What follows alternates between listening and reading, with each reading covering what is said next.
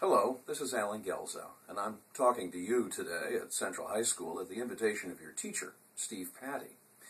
He tells me that you're in the run-up to the AP U.S. History exam in May of next year, and that he'd like to see your class hit 95% passing in the exam.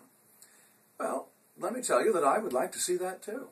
First of all, I'm a history person, and I always like to cheer on other history persons, so consider this my professional shout-out to all of you.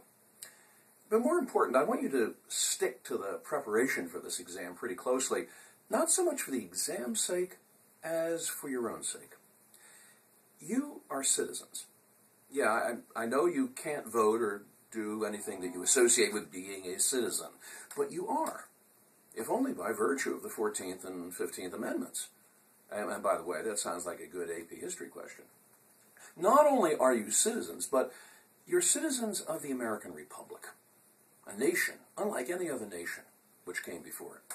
We declared our independence in 1776 by dedicating ourselves to a proposition that all men are created equal and are endowed by their Creator with certain inalienable rights, among which are life, liberty, and the pursuit of happiness. Other nations identify themselves by race, or blood, or language, or ethnicity. We identify ourselves by none of these things, but instead by the simple, rational assent to that proposition. That means that we have no automatic identity as Americans based on color or religion. Our identity is based purely on that proposition. Now, the problem with propositions is that they can be forgotten.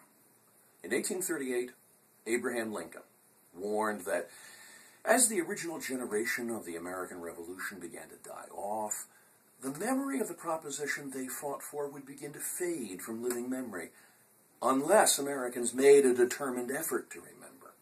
And that's what history is about, remembering.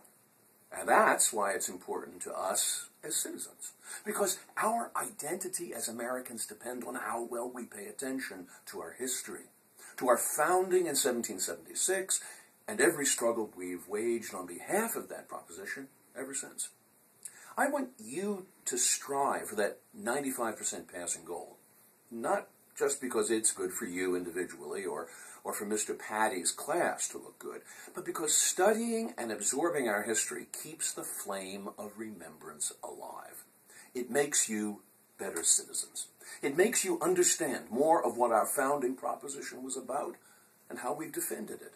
It makes you, by turns, proud of what we've accomplished, aware of when we've stumbled, and determined to do better as Americans.